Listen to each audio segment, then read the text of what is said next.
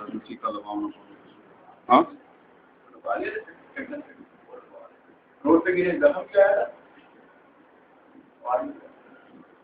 اللہم صلی اللہ علیہ. ہاں جی عبارت پڑھو مولانا. ثم لما فرغ من التعريف المناظرة وضدها اللذين بهما تبين حقيقتها كما قال المحققون حقائق الأشياء تبين بأزدادها وكان النقل من الكتاب أو من الثقة في زماننا أولى من الإثبات بالدليل لكونه مفضيا إلى كثرة النظر أردفه بتعريفه فقال والنقل هو الاتيان بقول الغير على ما هو عليه بحسب المعنى مظهرا أنه قول الغير يريد أن لا يلزم في النقل الاتيان بقول الغير بحيث لا يتغير لفظه بل إنما يلزم الاتيان به على وجه لا يتغير معناه اتيان به على وجه لا يتغير معناه ومع ذلك يلزم إظهار أنه قول الغير كأن يقول مثلا قال أبو حنيفة رحمه الله تعالى النية في الوضوء ليست بفرض وأما الاتيان بقول الغير على وجه لا يظهر منه أنه قول الغير لا صريحا ولا ضمنا ولا كناية ولا إشارة فهو الاقتباس والمقتبس مدعٍ في اصطلاحهم ثم اعلم أنه بعدما نقل أحد المتقاسمين قولا إن كانت صحته وكونه مطابقا لقوة معلومة لآخر ولا يصح طلب تصحيحه فإنه مع العلم بذلك لو طلب تصحيحه كان مكابرا أو مجادلا وإن لم تكن معلومة لا بد له من طلب التصحيح وإن لم يكن مناظرا ولذا اردفت خصوص تعریف النقل بتعریف. سبق نمبر کون سا ہے آج؟ 19 جولائی بروز اتوار مناظرہ رشیدیہ. سبق نمبر 12. سبق نمبر 12. تو مناظرہ کی تعریف ہم نے پڑھی اور ساتھ ہی مجادلہ مقابلہ اس کی تعریف بھی آئی. کتاب ہے مناظرے کی. تو مولانا عبدالرشید صاحب جو شارح ہیں ٹھیک ہے نا جی اس رسالہ کے مناظرے کے بارے میں جو آپ نے رسالہ لکھا نا میر سید شریف جرجانی نے اس کے شارح کون ہیں؟ مولانا عبدالرشید صاحب. رشیدیہ نام لکھا ہے ٹھیک ہے نا. اچھا ثم لما فارغا تو آپ فرماتے ہیں جب ماتن صاحب میر سید شریف جرجانی رحمۃ اللہ علیہ مناظرہ کی تعریف اور اس کی جو دو ضدیں ہیں ان سے فارغ ہو گئے. ضدین کا ذکر کیوں آ گیا کہ کہتے ہیں اب مناظرے کی حقیقت بالکل واضح ہو گئی. ٹھیک ہے نا. مناظرہ ہوتا ہے مجادلہ اور مقابلہ. مناظرہ اور ہے مقابلہ مجادلہ اور ہے. جس طرح کے محقق لوگ کہتے ہیں حقائق الاشیاء تتبین بازدادها چیزوں کی جو حقیقتیں ہیں وہ اپنے ضدوں سے پہچانی جاتی ہیں. تعرف الاشیاء بازدادها. ٹھیک ہے نا. تو اب آگے فرماتے ہیں مناظرہ کی تعریف مجادلہ مقابلہ کی تعریف کے بعد آپ نقل کو متن کے اندر صاحب متن یعنی ماتن وہ بیان فرما رہے ہیں. نقل کس کو کہتے ہیں؟ ایک دو کہ آپ امتحان آپ کے قریب آ رہے ہیں تو وہاں نقل. اب طالب امتحان شروع ہو گئے نا عالمیہ کے کل سے تو پیپر ہو رہے ہیں تو وہاں جی نقل لگانا. یہ نقل سے مراد یہ نہیں. نقل سے مراد کیا ہے؟ جو منقول ہو کر چیزیں قرآن و سنت. اور اس کے مقابلے کے اندر کیا ہے؟ وہ قیاس رائے عقل. تو کہتے ہیں مناظرے کے اندر سب سے پہلے نقل کو دخل ہے. آپ قرآن و سنت پیش کریں گے کوئی مسئلہ واضح کریں گے. عقلی دلیل وہ بعد کی بات ہے. ٹھیک ہے. نقل کس کو کہتے ہیں؟ اتیان بقول الغیر. یہاں نقل سے کیا مراد ہے؟ کسی کی کتاب کا حوالہ دینا, کسی کی عبارت کا حوالہ دینا. یہاں یہ مراد ہے. مناظرہ کیا ہے؟ تو ویسے آپ منقول، جامع المعقول والمنقول وہ جو لکھتے ہیں، معقول منطق کم ہے، علم معقول، منقول سے مراد قرآن و سنت، ٹھیک ہے نا جی۔ ادھر نقل سے مراد یہ ہے کسی کی کتاب کا، عبارت کا حوالہ دینا۔ نقل وہ ہے اتیان بقول الغیر، غیر کے قول کو لانا، علی ما ہوا علیہ، جس پر وہ ہے، بحسب المعنی، معنی کے اعتبار سے۔ یہ کہہ کر انہوں نے فرمایا یہ ضروری نہیں ہے کہ وہی لفظ بولیں، آپ اس کا مفہوم بیان کر دیں، ٹھیک ہے نا۔ جو نقل ہے، اصل کتاب کا حوالہ ہے، وہ لفظ آپ کو یاد نہیں، جو بیان کر رہے ہو تو یوں کہو اس کا مفہوم یہ ہے، یہ بھی نقل ہے، ٹھیک ہے نا۔ اچھا جی، یہ ظاہر کر رہا ہو یہ قول غیر ہے۔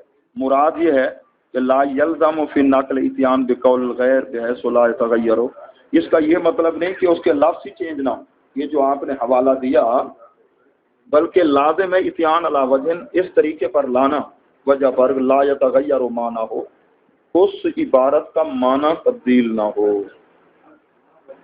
عبارت کا اس کے ساتھ اظہار لازم ہے کہ یہ قول غیر ہے۔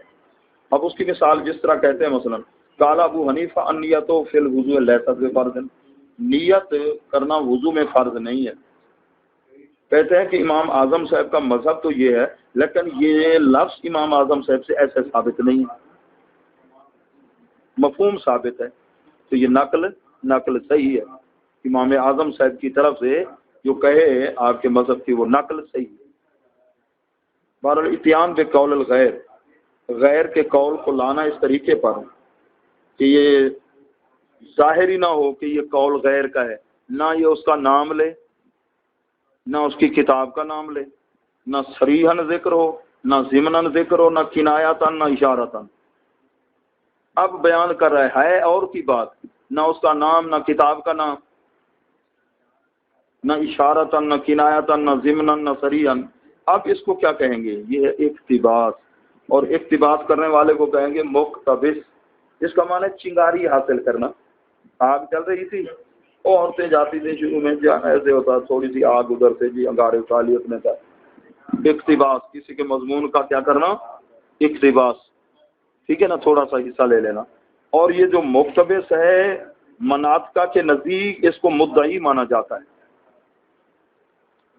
نقل جب ہے تو ادھر تو ہے اس نے حوالہ دینا ہے، اب ہے کہ وہ بات فی نفس ہی صحیح ہے یا غلط ہے، اس نے حوالہ پیش کرنا ہے، ٹھیک ہے نا۔ ایک مدعی ہوتا ہے مناظرے میں، دوسرا کون ہوتا ہے؟ سائل ہوتا ہے۔ مدعی وہ دعوے کو دلیل سے، اور سائل کے ذمہ کیا ہوتا ہے؟ اس کی دلیل کو توڑنا، دعوے کو غلط ثابت کرنا، ٹھیک ہے نا جی، مناظرے کے اندر۔ اب جو مقتبس ہے یہ مدعی بن جاتا ہے، کیونکہ نہ اس نے کتاب کا حوالہ دیا، نہ نام لیا۔ اب اس کو صحیح کرنے کے لیے اسی کی ذمہ داری ہوگی دلائل پیش کرنا۔ پھر تو جان لے کہ متخاصمین کی نقل میں سے کسی ایک نے نقل کیا، ان کی نقل کے بعد قول اگر ہے صحیح اور واقع کے مطابق ہے، دوسرے کو بھی یہ بات معلوم ہے جو واقعی جو یہ بتا رہا ہے حوالہ یہ کتاب میں اسی طرح ہے، تو اب سائل کو پھر نہیں صحیح طلب کرنا اس کی تصحیح کی، جی آپ نے حوالہ صحیح دیا ہے غلط دیا ہے، یہ ہے بھی صحیح، صرف کتاب میں دکھاؤ، جبکہ اس کو پہلے پتا ہے یہ کتاب میں، یہ صراط مستقیم ان کی کتاب ہے، یہ حفظ الایمان ہے تو دیوبندیوں کی، ٹھیک ہے نا جی، یا براہین قاطعہ ہے جی فلاں فلاں کتاب میں یہ حوالہ، فتاوی رشیدیہ کے اندر ہے جی یہ حوالہ۔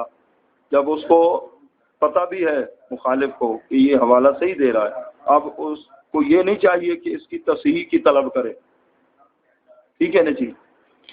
فَإِنَّهُ مَعَ الْعِلْمِ، اگر علم کے باوجود بھی اس نے کہا ہاں جی مجھے کتاب دکھاؤ جی، حالانکہ وہ اندھا نہیں ہے، اس کے پاس بھی کتاب ہے، اس کو پتہ بھی ہے، ٹھیک ہے نا، اگر اب بھی وہ تصحیح نقل طلب کر رہا ہے مجھے دکھاؤ جی، تو پھر یہ مکابر ہوگا یا مجادل ہوگا، مکابر ہوگا، مناظر نہیں ہوگا۔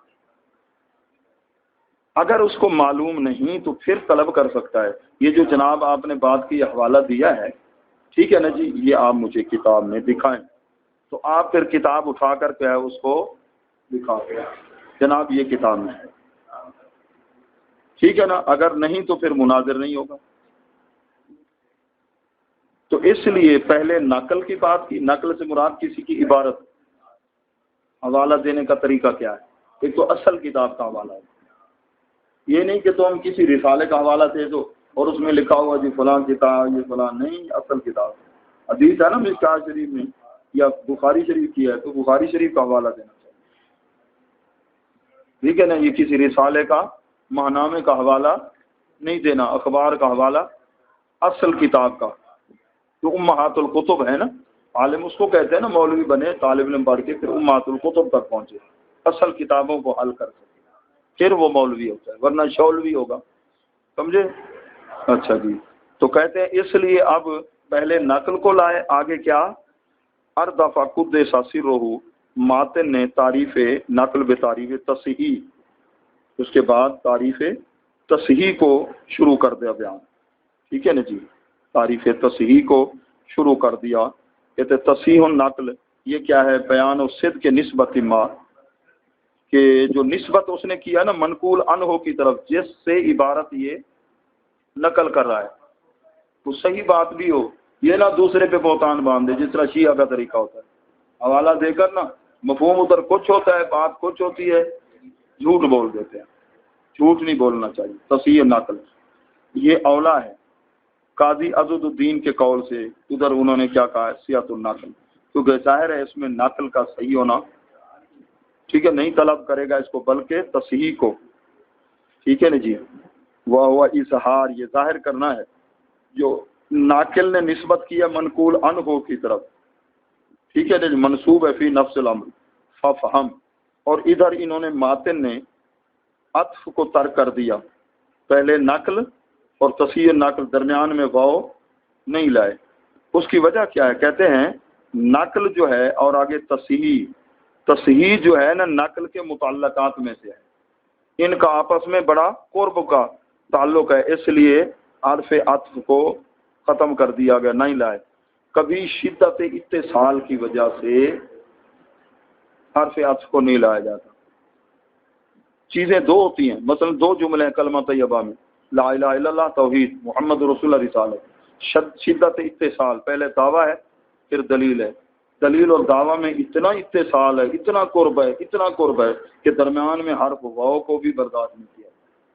کبھی ہوتا ہے شدت انفصال، پہلے والا بعد والا مفہوم اتنا ایک دوسرے سے مغایر ہیں کہ درمیان میں عطف والا حرف لگانے کی ضرورت نہیں. ادھر نقل اور تصحیح نقل کو آپس میں قرب حاصل ہے. یہ تصحیح نقل متعلقات نقل میں سے ہے، اس لیے درمیان میں سوال سمجھ گئے ہو نا کہ جب پہلے نقل کا ذکر ون نقل ہو، آگے یوں کہتے ہیں نا وہ تصحیح النقل، حرف عطف کیوں نہیں لائے؟ یہ سوال ہے. اور سوال کے بعد یہ ابھی کیا سنا؟ جواب. تو آگے پھر پڑھو گے کل سے انشاءاللہ. مناظرے کے اندر دو ہوتے ہیں، ایک مدعی ہوتا ہے اور ایک سائل ہوتا ہے. مدعی کے ذمہ کیا ہوتا ہے؟